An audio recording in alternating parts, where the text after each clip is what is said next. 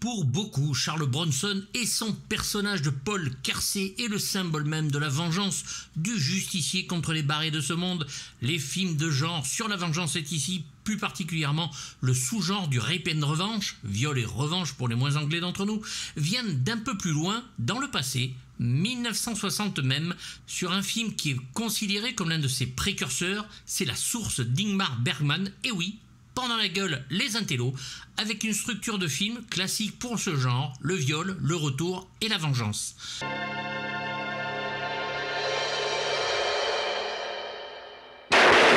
Néanmoins, la vengeance est portée par un tiers et non par la victime du viol chez Bergman. Puis en 1972, ce sera Wes Craven et sa dernière Maison sur la gauche, proprement un choc presque irregardable, quand il sort en tout cas. Ce seront souvent des petits films ou des films grindhouse aux États-Unis, films d'exploitation en France.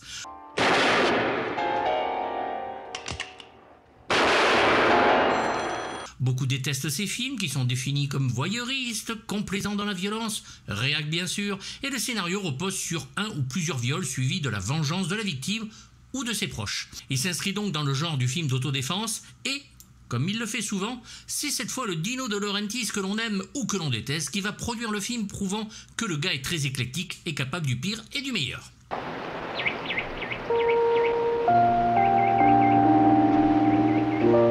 Un justicier dans la ville, première partie donc, au départ tiré d'un roman Death Wish, titre en VO du film, de Brian Garfield, écrit en 1972, dont la différence avec le film tient surtout dans quelques changements du personnage principal comme son nom, Paul Benjamin dans le roman, Paul Kersey dans le film, et son métier, comptable dans le roman, architecte dans le film.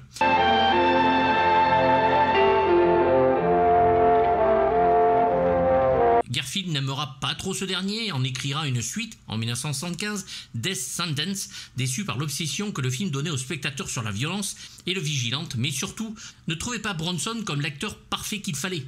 Pourtant, dans le livre, Kersey abat des passants innocents parce qu'ils partagent le même trottoir. Le Paul du livre était un homme lambda et surprenait son monde quand il se mettait à dézinguer les fumiers. Avec Bronson, il était pour beaucoup évident que le bonhomme était fait pour cela, même si l'acteur y est superbe en architecte normal. Dommage que l'écrivain ne l'ait pas perçu, il aurait préféré, lui, Dustin Hoffman.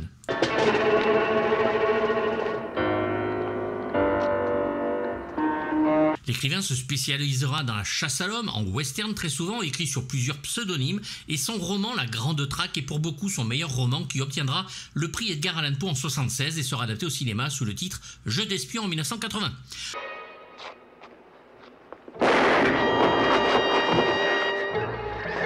Le scénario est adapté, lui, par Wendell Mays, qui nous avait déjà donné les histoires de Torpilles sous l'Atlantique de Dick Powell, souvenez-vous, énorme film de sous-marin, Autopsie d'un meurtre et première victoire d'Otto Preminger, c'est pas rien, le fameux Express du colonel Von Ryan de Mark Robson ou L'aventure du Poséidon de Ronald Nim, film catastrophe absolument délicieux, et il est certain que le film aura un côté western urbain très appuyé et restera dans les mains du réalisateur un moment avant qu'un studio accepte de lancer la chose et un dino pour produire le film.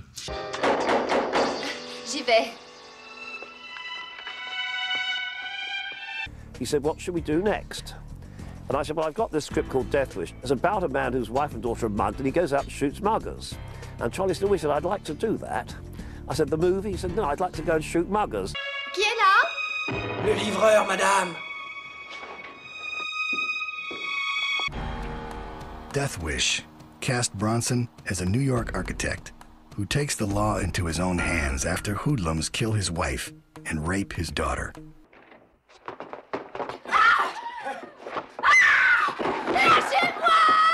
I mean, they had wanted to see Charlie clear up the streets, which at the time the New York police were utterly incapable of doing. It was the greatest audience satisfaction movie. J'encule les connasses dorées! La maman est en train de traquer à notre santé! Dino, lui d'ailleurs, veut retitrer le film The Sidewalk Vigilante, entendez le justicier du trottoir, pensant que le mot death ou la mort dans le titre effraierait les spectateurs et ne les ferait pas venir en salle. Il s'est trompé pour une fois. Pardon, je suis Monsieur Kersey. Comment va ma femme? Je suis désolé. Elle est décédée il y a quelques minutes. Une histoire pas facile où Johanna et Carol, respectivement épouse et fille de Paul Kersey, vont être sauvagement agressées dans leur appartement new-yorkais. Madame Kersey décède sous les coups tandis que sa fille reste profondément choquée après le viol et les tortures qu'elle a subies, un trauma dont elle ne se remettra jamais. Je croyais que tu dormais. Ravagé par le drame, Paul va se rendre à Tucson, en Arizona, où il doit rencontrer un client de son agence d'architecture. Ce dernier va l'initier au tir et lui donner une arme que Paul va rapporter à New York. Il va commencer à se balader dans les rues la nuit à la recherche d'une violence qu'il ne soupçonnait pas en lui, prêt à tout. Par Jésus-Christ notre Seigneur. Amen. Alors qui pour réaliser ce film? Eh bien rien de mieux que Michael Winner, un cinéaste britannique dont ce film sera sa consécration. Il a réalisé Le Défi en 1970 et va rencontrer Charles Bronson avec qui il va tourner Les Collines de la Terreur, Le Flingueur, Le Cercle Noir et deviendra le réalisateur culte dans ce film sur l'autojustice et ses suites sur un justicier dans la ville.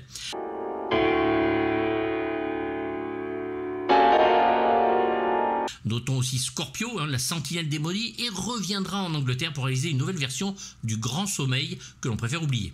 Sa carrière ne sera pas aussi forte sur la fin et finira par travailler essentiellement avec la canon des deux moguls Menahem Golan et Yoram Globus sur des suites du Justicier entre autres et un Hercule Poirot, Rendez-vous avec la mort avec Peter Ustinov dans le rôle du détective belge.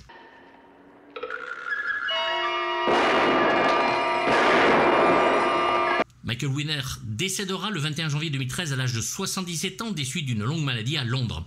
Bien sûr, le film va susciter la polémique parce que la faiblitude a toujours existé et fera de Charles Bronson une des icônes du film d'action pour les spectateurs qui, eux, voient clair.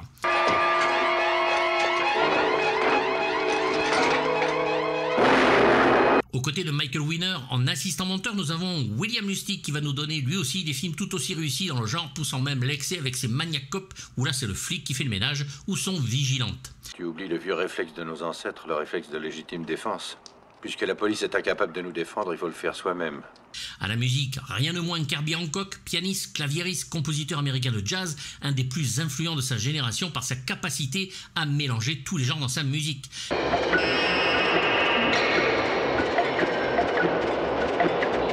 Il va écrire nombre de bandes originales, voire même faire l'acteur de temps en temps, et dans ses musiques de films connus en tout cas, Blow Up d'Antonioni, A Soldier Story de Norman Jewison, Action Jackson qui ne sortira jamais, et surtout le parfait Colors de Dennis Hopper dans une compilation faramineuse, ainsi que le Autour de minuit qui lui vaudra un César et un Oscar et dans lequel il joue un rôle.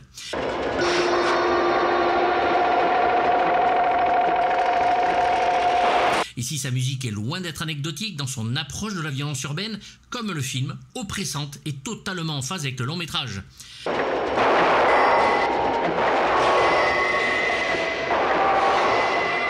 C'est la chérie de Michael Winner, fan de l'album Headhunters, le 13e album du bonhomme sorti en 1973, qui va lui conseiller de l'engager. C'est d'ailleurs avec les mêmes musiciens de cet album qui va jouer cette musique du film, le bassiste Paul Jackson, le percussionniste Bill Summers, le saxophoniste, clarinettiste, flûtiste Bernie Maupin et le batteur Mike Clark.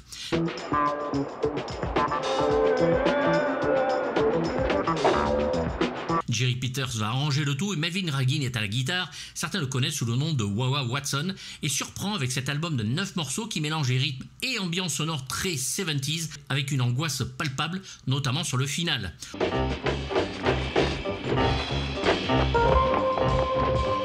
Le thème, lui, ne dure pas moins de 6 minutes et l'on pense bien sûr à beaucoup d'artistes du genre de l'époque dont Lalo Schifrin fait partie, mais plus axé en funk jazz. Comme beaucoup, je vous conseille le morceau de 9 minutes, Sweet Revenge, un petit bonheur de composition où le piano a sa place et les percussions derrière qui subliment le tout, angoissant et génial.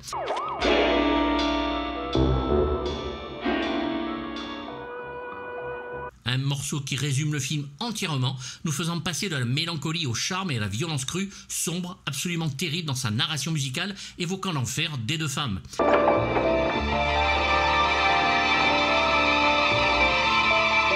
Le restant du morceau étant plus axé sur la tristesse, puis bien sûr la revanche, avec ses morceaux d'action bien enlevés, c'est du bonheur. Certains passages évoquent aussi le talentueux Don Ellis qui composa les musiques de French Connection 1 et 2.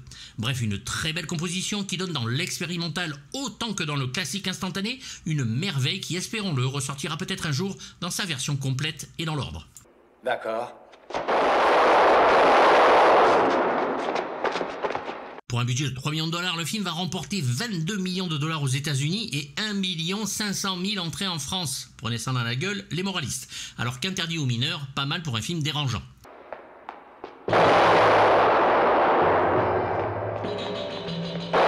Death Wish was one of the biggest hits of 1974, not just overseas, but in America. Suddenly he had this really big hit movie that everyone was talking about. On the whole, people didn't talk about Charlie Bronson movies, they went to see them.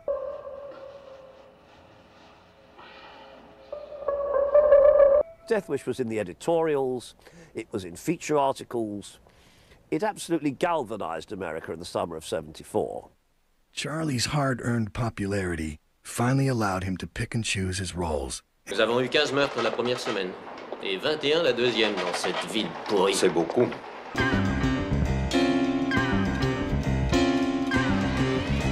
Pensez-vous retrouver ces hommes, inspecteur? Avec de la chance, oui. Vous croyez à cette chance? Charles Bronson ne devait pas être le justicier au départ puisque Steve McQueen et Clint Eastwood furent approchés. Mais comme ils vont refuser, avec l'appui du réalisateur Michael Winner, le Bronson va donc endosser le rôle de façon monolithique, comme un homme, un vrai, qui perd tout ce qui lui est cher, et va devenir cet ange exterminateur, le Terminator humain, non dénué de faiblesse et loin d'être indestructible.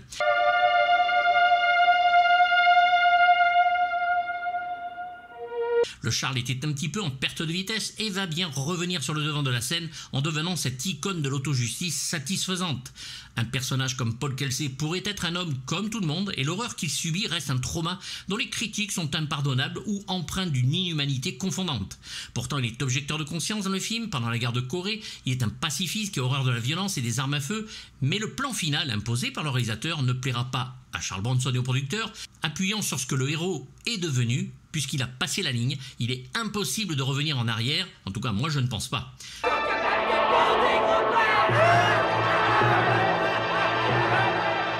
C'est un des plans les plus iconiques du cinéma, un plan inoubliable et parfait, un plan que même Clint Eastwood reprendra dans Gran Torino. Être créateur en architecture comme Paul Kelsey signifie dans son métier qu'il est capable de prendre une maison, un immeuble, bref n'importe quel édifice, et faire en sorte d'en trouver la balance juste, l'équilibre parfait. Il est donc astucieux et drôle de le voir choisir d'un côté cet équilibre et ainsi défier la balance, traverser cette ligne de morale imposée par le libéralisme américain. Mon Dieu. Oh. De plus, rien ne montre, si ce n'est à la toute fin, qu'il aime vraiment ça. Sa première attaque le laisse perdu dans un état second, il tremble de partout, et après la première personne qu'il tue rentre, s'écroule sur le sol et vomit. Comme toute chose, l'on s'habitue, et c'est ce qu'il fera bien évidemment, les mains tremblantes, mais humain.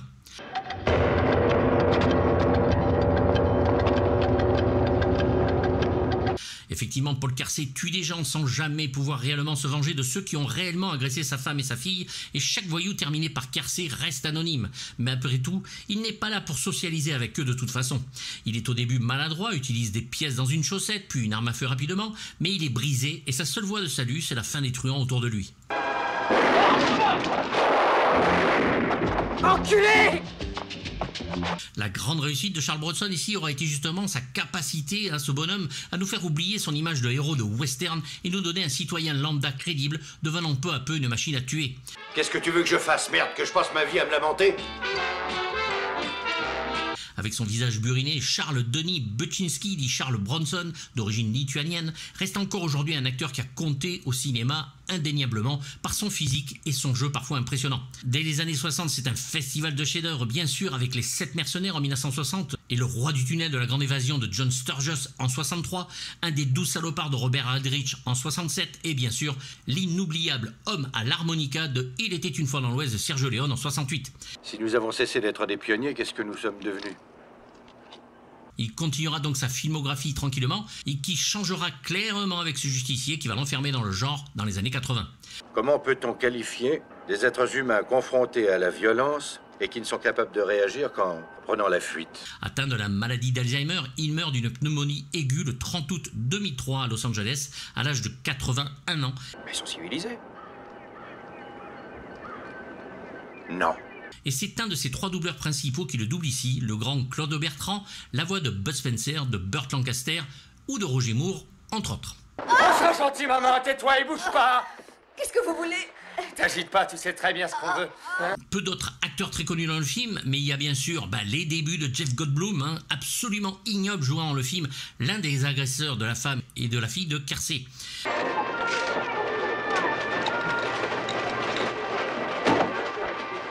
Il est ici absolument infâme dans une scène d'une violence irregardable, et le pire c'est qu'il ne sera pas châtié par Kersey. J'ai bien sûr parlé de lui dans la vidéo sur le film La Mouche de David Cronenberg, et ici il est doublé par en plus Dominique Collignon-Morin. En 1975 il apparaît, alors qu'il est encore inconnu du public, comme figurant au milieu d'un petit groupe de manifestants dans l'épisode Immunité diplomatique de la 5e saison de Columbo. La vengeance. Il faut rouvrir des dossiers. Le lieutenant au choix de la police de New York est interprété par Vincent Gardenia, qui ne parviendra pas à arrêter Kersey. Bon, un petit peu si quand même, mais va le laisser filer très rapidement.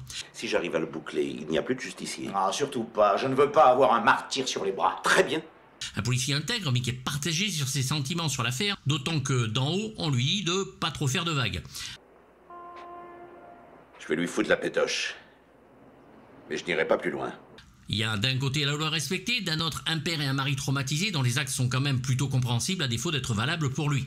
Il sera le barman dans L'arnaqueur de Robert Rossen et reviendra dans le second opus de la saga du justicier, et c'est Henri Poirier à sa voix française.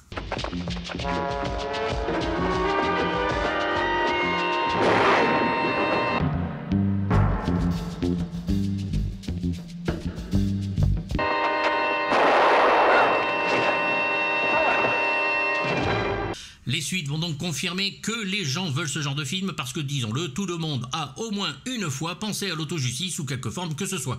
Le genre a beau faire pleurer certains déconstruits en rapport à la violence étant l'inverse de la définition même qu'est l'être humain, de nombreuses suites seront à travers le temps réalisées avec parfois de bonnes envies, comme Aviv de Ned Jordan, le Death Sentence de James Wan ou le remake 2 avec Sylvester Stallone qui a longtemps été envisagé mais n'a jamais vu le jour.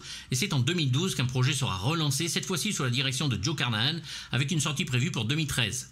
En 2016, il est annoncé que ce sera finalement avec Bruce Willis, réalisé par Eli Roth. Ce sera Death Wish en 2018.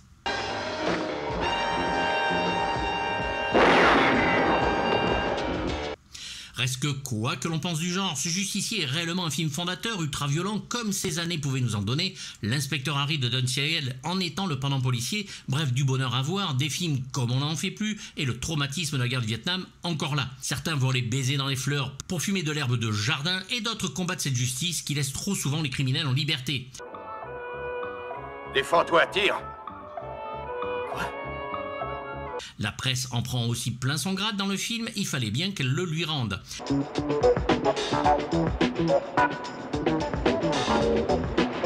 Un cinéma réactionnaire apparemment, comme l'était le film de Don Siegel apparemment, premier du nom en tout cas sur la saga d'Harry Callahan, qui lui évoluera avec le temps, ce justicier étant toujours cantonné au rang de série B, je t'en foutrais moi de la série B, alors que le film est entièrement une œuvre de son époque, visionnaire pour certains, nihiliste pour d'autres, ceux qui y voient clair, sachant très bien que la vraie réponse à cette violence infâme n'est pas de tendre la joue gauche, sauf si c'est celle du truand en face pour ne pas rater le coup qu'on va lui mettre. Faites-vous transférer ailleurs, et je laisse tomber ce revolver dans le fleuve.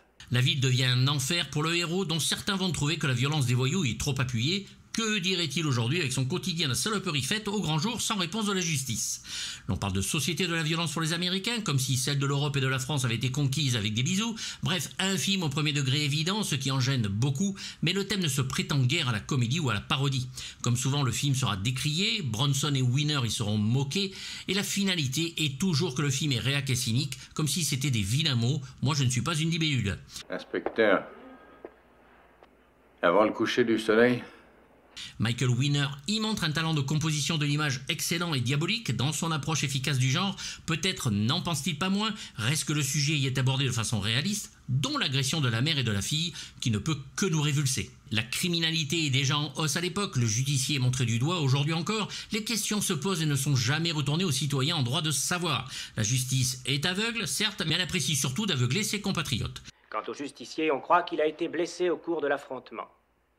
Les actes du justicier... Une réalisation primitive qui vieillit définitivement bien avec un rythme parfait et 93 minutes qui passent très vite grâce à des plans courts, des ellipses parfois brutales et un personnage qui tue pour se venger d'abord jusqu'à aller provoquer les truands en les appâtant.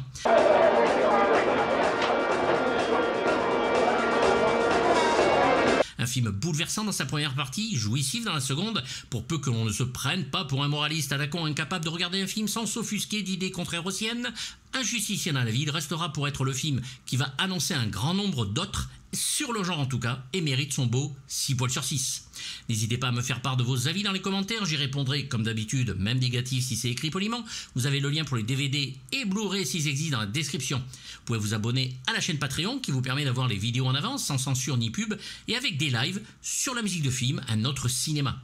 La boutique est ouverte avec mug, t-shirts, suites, tabliers de cuisine, bref, plein de choses. Et vous avez aussi le lien en description. Pensez à vous abonner, c'est gratuit et ça fait plaisir. Si vous en avez envie, mettez un pouce et activez la petite cloche. Vous aurez ainsi les notifications. Et à bientôt pour du lourd. Bye bye.